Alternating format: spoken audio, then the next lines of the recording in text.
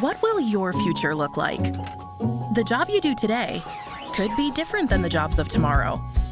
Some see this as a challenge. At UCF, we see opportunity. A chance for you to grow your knowledge and strengthen your skills from anywhere life might take you. With in-demand degree programs and resources for your success, UCF Online can help you prepare for the future and all the possibilities that come with it.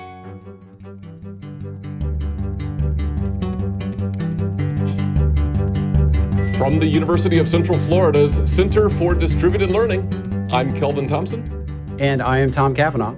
And you are listening to Topcast, the teaching online podcast. Hey, Tom. Hey, Kelvin. How are things today? They're going swimmingly. Swimmingly, yes. We have had a lot of rain. That's true. It is Central Florida summer kind of, afternoon thunderstorms of biblical proportion that blow themselves out in an hour or two. I get passed on the road the other day by an ark, I'm pretty sure. 2 by 2. That's right, 7 by 7. There it is. Yes, sir. I did see some nice rainbows the other day, so I take heart in that. I take heart in the rainbows. Sometimes it takes the rainstorms to get there, so I like the rainbows now and again. Well, and as we record this, there is actually 2 storms churning out there on their way, although the last track I looked at looks like it might miss us, fortunately for us. But it is Florida. Feel bad for some of our other friends along the various portions of the Gulf Coast. It looks like they may not be quite so spared. Yeah, that's true. It's true. COVID, hurricanes, locusts. Murder hornets, fire tornadoes. Sure. Yeah. All that. Yeah. But this, dear listener, is your little oasis, your little island of serenity amidst the craziness of the world. Welcome to Topcast. That's your NPR voice, it sounds like. I'm wearing Birkenstocks. All right. Well, this is making me wonder right now, Kelvin, what's in your thermos? You always wonder that a little bit. Some days more than others. Well, today's coffee, as you rightly have hinted, is a spirit-infused, specifically bourbon-infused coffee from Fire Department Coffee in Rockford, Illinois. As I understand it, this coffee company was founded by firefighters, and a portion of their profits are donated to charities benefiting firefighters and other first responders. Info on the company and the coffee is in the show notes if you're interested. So I thought this coffee might be appropriate today, Tom, because alcohol. I taste it. It's really good.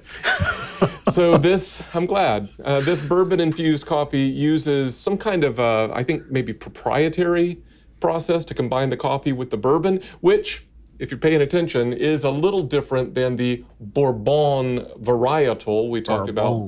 Bourbon, yeah. I think, back in episode 67, which was carrying out a more online every semester strategy, and about which, I don't know if you know this, our colleague and Topcast listener friend Stephen Crawford teased me on Twitter. He pointed out that alcohol is often agricultural based, coming from grapes and grains and whatnot. But today's coffee is different. It is actually infused with alcohol, with spirits, as it were. Okay. Well, as I said, I like it a lot.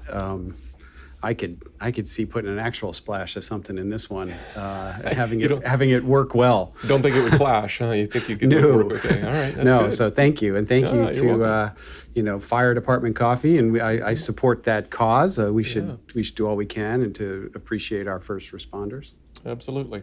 So you've said that you enjoy the coffee, and it is good. It's unique for sure. How's the connection to today's topic? Yeah. How is the connection to today's topic? It's not good, huh? I'm sorry. I'm not following this one. All right. So here we go. Maybe you put some actual spirits in there. That's right. Yes, so please. Let me share my broad intent with you. And maybe this is an object lesson unto itself. So we are going to talk a little bit about communications without giving everything away completely at this point today. And sometimes there are communications confusion, and sometimes communication confusions that we're dealing with could drive you to drink. And our communications really, ideally, should be infused with a clear message and concrete actions. You really, you don't want people to get hung up on that word, little technicality thing. You really want to convey the essence, right? The spirit, the intent that motivated you to write or record the message that you're putting out there. So we want message-infused communications, just like we have bourbon-infused coffee. Okay. I'll accept that as a connection. As a connection. Excellent coffee, maybe not your best connection. But there was something there. There was something there. Yeah, and maybe if I was just smarter, Kelvin, I would have seen it. No. Oh, you just proved my point, right? You want communications that are infused with message and clarity. Yeah. So maybe that's a good transition to what our topic is today. Because communications require a sender and a receiver, right?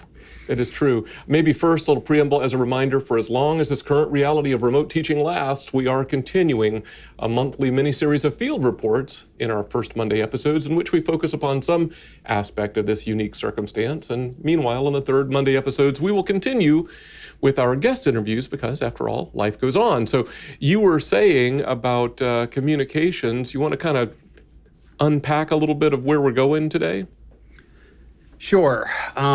So we've been struggling here, and I imagine many of you have as well, with both communicating internally and externally to our internal constituents, whether those be students or faculty or others, and externally, which would include parents and policymakers and the media, about what we are doing. So one example is this distinction we've tried to make between online instruction and remote instruction. And that's a nuanced difference that makes perfect sense to us who live in this world. But if you're some parent of a student who now suddenly got moved from their 100-seat face-to-face class to some Zoom session, what do you know from online versus remote? As far as it's all on the computer, what difference does it make?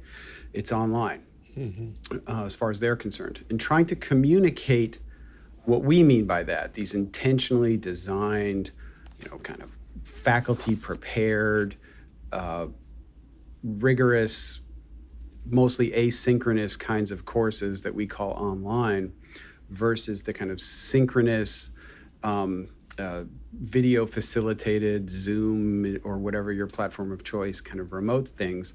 And there's a difference between them, but it's been really hard to communicate that. And that's really just one example of many, many examples. And I know we'll get into some of these, but just sort of off the top of my head, in addition to kind of that distinction, what our various modalities are, because we have different modalities for online learning, and they all have different expectations and assumptions about them. Some of them charge the distance learning fee, some of them do not. And regardless of what the history and practice of charging the distance learning fee has been, there are perceptions about what it should be in this certain COVID environment. Those are two big ones that we've been dealing with recently. And I don't know if you want to start with any of those. Well, maybe I'll just kind of summarize that a little bit, right? That sometimes despite your best efforts at clarity of communications and intent, not everybody understands what you're doing and what you're saying. And as a result, they get downright angry, which is maybe a place to start in a moment. And so then what do you do? And so I think today we'll talk about some of those instances that have arisen in the last months, especially the last maybe month or so, as fall 2020 gets ready to start. But then what do you do about it, right? What's the response? So that's really the setting of today's sixth field report. What happens when our best efforts are misunderstood? And in some ways, as I mentioned to you before we hit record, Tom, in some ways, this is a bit of a revisiting of our very first pilot Topcast episode, which was all about our field's general challenges in being understood. So you should check it out, Topcast episode number 1. What is online learning? Definitions, boundary objects, and baggage. Find it in your feed. So yeah, how about, I think it's provocative. Let me just say this phrase to you, Tom. Angry letters from parents. Yeah. And I don't want to overstate this. It's not like we've got, it's like that scene from Miracle on 34th Street where they bring in all the mail. I love that scene. Yeah, I do too. But it's not like that, right? No.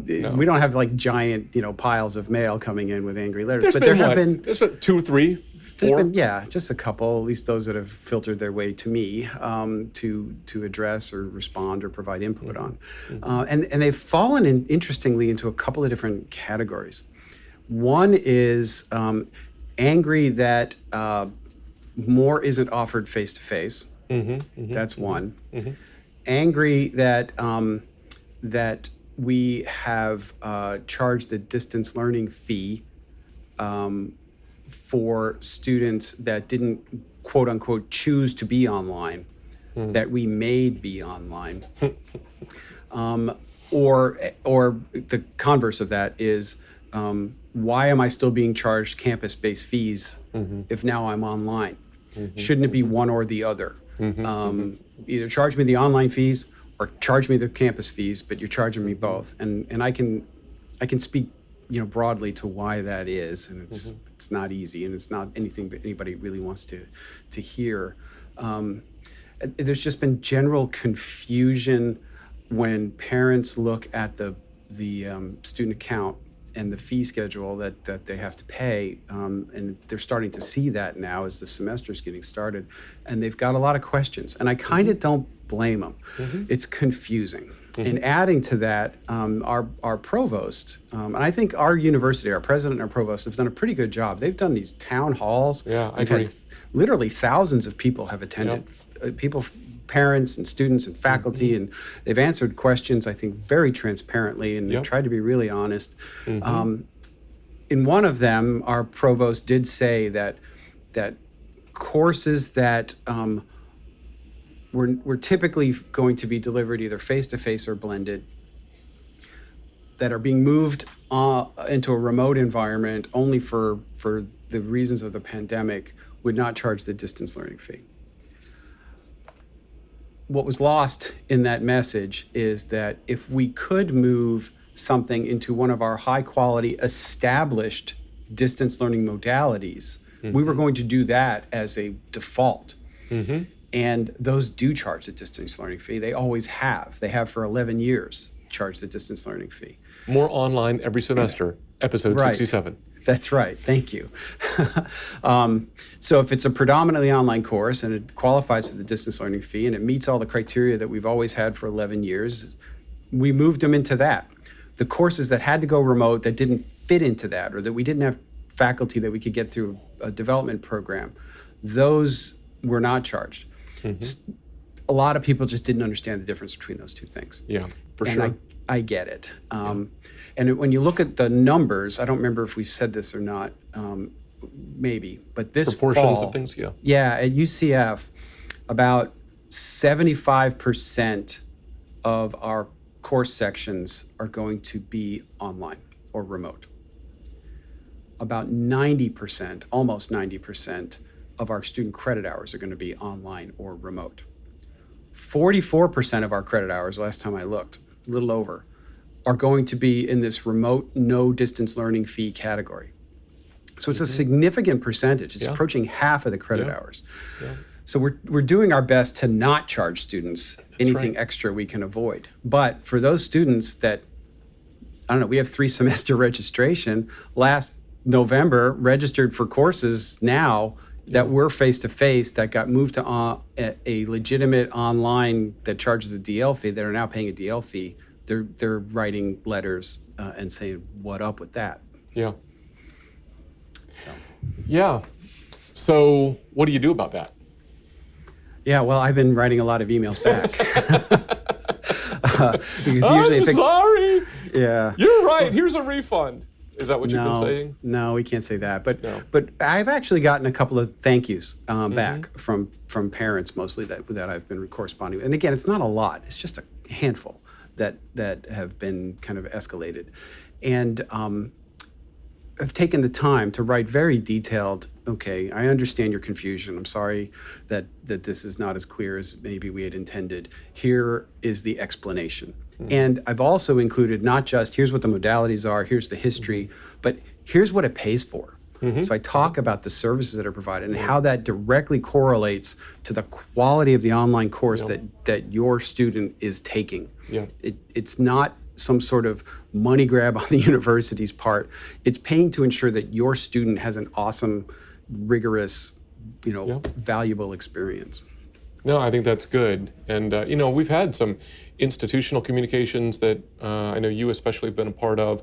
I think we might have talked about in another episode that the university marketing department's kind of stood up kind of this message front and center in our website, in the UCF website, not just like our divisional website or our departmental website. Like, it says, I'm not overly fond of the framing of distance learning, but this whole quality online learning thing, that we've been doing this a long time, and here's what we know, and here's all these concrete things, that message of quality, putting that front and center. And then I saw a YouTube video this morning that you did where you were kind of answering questions for people in 4 minutes, like, okay, what do we know about this stuff and all, and trying to get those things out into the ether is hopefully helpful. I think so. People. Yeah, and I feel weird sometimes being the face of it, which is what marketing has kind of asked me to do sometimes. But that's fine. Whatever I can do to help, if that's helpful. They've pushed me out in the social media feed a couple of times, answering questions on the Instagram. TikTok? Have you done TikTok yet? I have not done TikTok, but I've done Instagram. Get right on that. Yeah, you'll see me dancing, interpretive dance of what it means to buy. Here's what a modality is. Yeah, don't hold your breath on that one. Okay. But the one you're talking about is it allowed us to be a little more detailed that the Instagram story wouldn't allow, because I had literally 17 seconds to answer every question, and you just can't go into any depth. It moved along, Yeah, so this 5-minute one was okay, but those are all legitimately student questions that were sent in. They solicited them through social media, and the fact that they've been so proactive in trying to get out in front of it, I think has helped. It's mitigated some of this confusion and hopefully alleviated concerns that some people have had about the quality of the education that students are going to get at UCF, because we are not new to online learning. That's a lot of the message. We do it at a high level, at scale. We've got all these awards, all this other stuff. The marketer's job is to package that and communicate it. I think you and I are mostly just concerned with just doing the good work that we can do. It's two sides of a coin, though, right? I mean, on the one hand, this 20-plus year, nearly 25-year history is a great resource that then, like you said, the marketers can package up and can say, well, look, here's what's going on in response to, say, student or parent concerns. But I think most of the public is expecting that it's more of like, it's all, everybody is just sort of winging it. And so we're a bit more oddball in that that's not the response. You're assuming we're winging it. We're not completely winging it. Yeah. And it would be easier in some respects if we were like some institutions where it was like, because then you wouldn't necessarily have a distance learning course fee that you're charging. Everybody would say, oh yeah, okay, it's all good. But then there have been other kinds of, thankfully not here, but you and I were talking about before we hit record, there's been other kind of responses from parents and the public, right? I mean, you get full-on class action lawsuits going. That's a whole different level of parent dissatisfaction. Yes, yeah, and we're seeing that at other places. I don't want to jinx us by saying it's happening elsewhere. Who knows what's coming? But where the tuition is higher than it is in the state of Florida, I think is where it's mostly happening. Where people are questioning is the education I'm receiving because I'm still sitting in my parents' basement taking this class on Zoom, but you're expecting me to pay $50,000 a year for the tuition, when the real benefit probably that these very probably traditional 18 to 24-year-old students are getting is the campus experience that they're not getting. Right. I kind of understand the questioning of the value proposition of that $50,000 a year tuition bill that they might be contemplating. Yeah, I think that's a good point. Like, as we've said in past episodes, it's been something of a minor theme, I think, across the 5 years of this podcast, that some of the value proposition, right, that what we aspire to do, I think, in our field, certainly here at UCF, is we aspire to break the iron triangle of quality, access, and affordability. Try to move the needle on all of those points of the triangle, and not move one and have the other two negatively affected. So that's noble work, and then try to build flexibility. What is our colleague Dr. Chuck Jubin says, increase the degrees of freedom. Bring more flexibility and convenience into the lives of students who wouldn't necessarily otherwise be able to benefit from education. And then in the COVID era, it's sort of a tertiary benefit of like safety and physical distancing and all that. So that's a kind of a different message, as you said, a different value proposition than some of our sibling, distant cousin, institutional family members out there. Well, certainly those schools that maybe didn't do a lot with online learning before the pandemic struck are maybe scrambling, or might be more likely to have encouraged students to come back because they didn't have good alternatives. I'm speculating a little. And it's dangerous for me to be going where I'm about to go because of the timing. So we're recording this. Our classes start next week. This week, major stories have broken at UNC, Michigan State, Notre Dame, where they have decided to go fully remote, which was not their plan, and they're sending everybody home, and it's really a mess. And so, I mean, hopefully that will not be our circumstance here. And I sympathize with our colleagues at those schools because it's tough. You can't control as well what happens off campus because we've done everything that can be done on campus, I think. But when I look at our plan, 90% of the credit hours are online. Now, we do have students who are living on campus, and they're across the street in the apartments, and hopefully they behave and do what they're supposed to do. But I think that the fact that we haven't said it's kind of all or nothing, but it's online for everything that could possibly be online, and that it's face-to-face for those things that really need it, that's a communication message that I don't know if it has gotten out. Like, I'll go and look at the Chronicle's tracker of what's happening on campus, and UCF is still listed as mostly online. I'm sorry, mostly face-to-face. Huh. But that's not true. It was true last fall, maybe. Yeah, that's true, yeah. In fact, the 75-25% split was exactly opposite last year. It's funny, it's completely flipped. So the messaging that's getting out through the media, it's really hard to control. I was on the news 2 nights ago here in Orlando trying to answer questions about our BlendFlex strategy, which we've talked about before.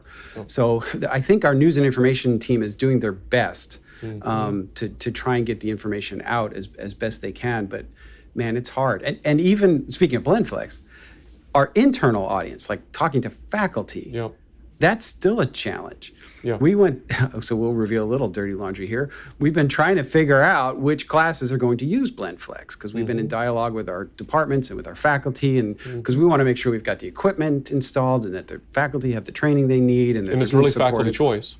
It really is faculty choice, right? Yeah, so it's been a bit of a goat rope to try and figure this out a little bit, but I think we mostly have our arms around it. But we got a report from the registrar, and we saw courses that had BlendFlex referenced in the notes that were fully remote. But it's a face-to-face teaching strategy.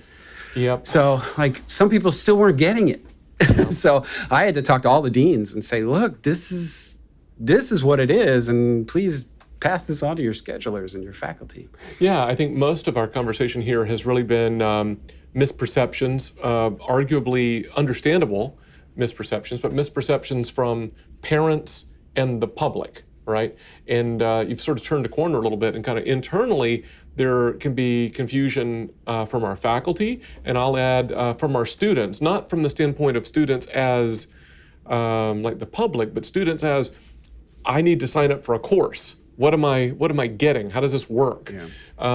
And so faculty and students at that level, there's some confusion. I think the one that does come to my mind is the one you mentioned about BlendFlex. There were all kinds of, when we did the BlendFlex episode, we talked about some of the misconceptions, but one of them is what you said.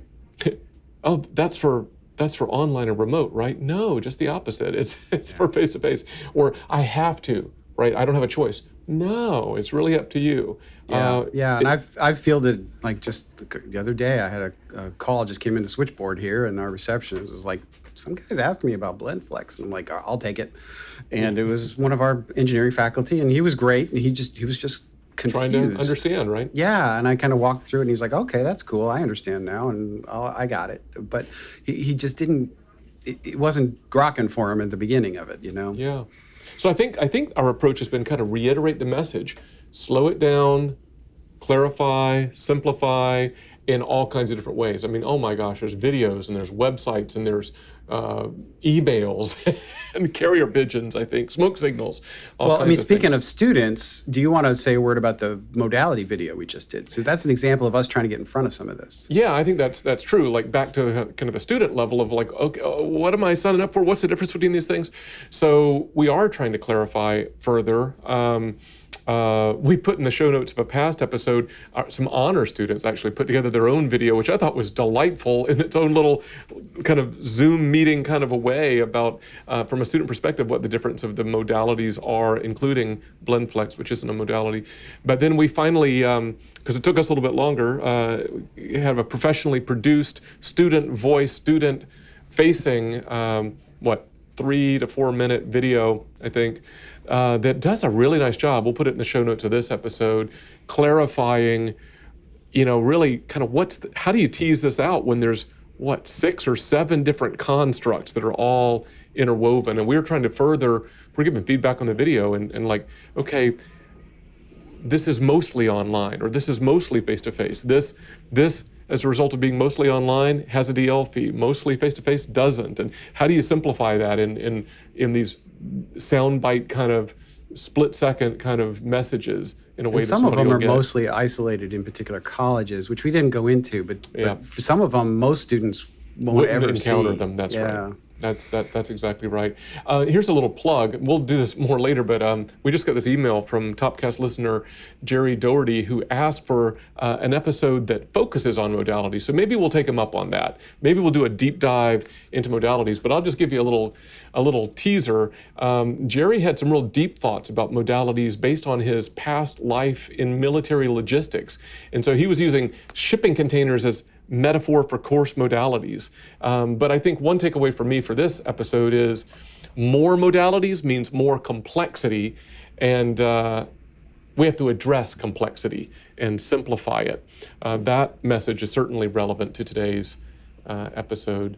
Can I throw one other one on the fire before we get out of here? Yes. So it's really easy to be kind of outward focused to our audience, but I would say, as we talk about these kind of communications and clarifying misunderstandings, a danger is being inconsistent or too rigid ourselves in our terminology and our definitions. So are we being consistent with our terminology? Like you said, hey, this inquiry came in, hey, I'll take it, because you're like, I know I can clarify this, right? So there's like, okay, can we depend on everybody to have the same message? That's a question. But then because we've done this for nearly 25 years, we can get a little rigid in our thinking. This is the way we do online. This is the way we do blended. And I think it's fair to say during these last 5 or 6 months here, we've had to stretch in our thinking a little bit.